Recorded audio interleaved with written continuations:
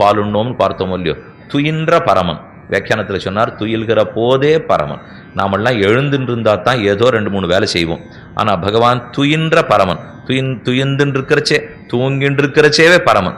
பரமன்னா தன்னை காட்டிலும் மேம்பட்டவன் இல்லாதவன் அர்த்தம். அவர் எழுந்து வியாபரிக்கவே வேண்டாம், தன்னை பெரியவன் ஸ்தாபிச்சுக்கிறதுக்கு தூங்கிண்டே இருக்கிறச்சே கூட பரமன் அவர் தான். என்ன துயின்ன பரமன் அடிப்பாடின்னு கீழே பாசுறோம். பல பேரை நம்ம தூங்குறச்செல்லாம் பார்க்கவே கூடாது. நம்ம முழிச்சுட்டு இருக்கிறச்சேவே பார்க்குறாப்பில் இல்லை. சரி அப்படியே தூங்கிட்டோம்னு வச்சுங்க, தூங்கிட்டு இருக்கிற சமயத்துக்கு பார்த்தா ஓ அந்திம தசை வந்துடுத்து போல் இருக்கு அப்படின்னு நம்ம பயந்தே போடுவோம்.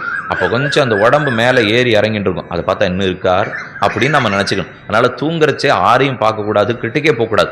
ராமன் சயனிச்சுன்னு இருக்கிறச்சே தான் பார்க்கணுமா. அவ்வளவு அழகான சயனம் பகவானது. அதனால சமயா போதித்த ஸ்ரீமான் சீதையனுடைய மடியில் தலையை வச்சு தூங்கிட்டு இருந்தார். திரும்ப திரும்ப காக்க வருது, அவரை எழுப்புறதுக்கு எனக்கு மனசு இல்லை. ஸ்ரீமான் சுகசுப்த பரந்தபகான்னு வால்மீகி ராமாயண ஸ்லோகம். சுகசுப்தா நன்கு தூங்கிட்டு இருக்கார் ஸ்ரீமான். நன்னா தூங்கிட்டு இருக்காருனால ஸ்ரீமான்னு கொண்டாடுவா.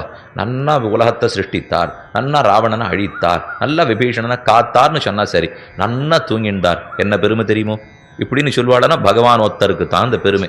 அவர் சயனிச்சு தூங்கிட்டு இருக்கிறச்சேவே பெரியவர் இல்லையோ. சுகசுப்த பரந்தபகா ஸ்ரீமான், நன்கு கிடந்து தூங்கி இருந்தார் ஸ்ரீமான். எழுப்புறதுக்கு எனக்கு எண்ணமே வரல. ஆனாலும் தோழி ஹனுமான் இடத்துல இந்த கதையெல்லாம் சொல்லிக்கிறாவோ.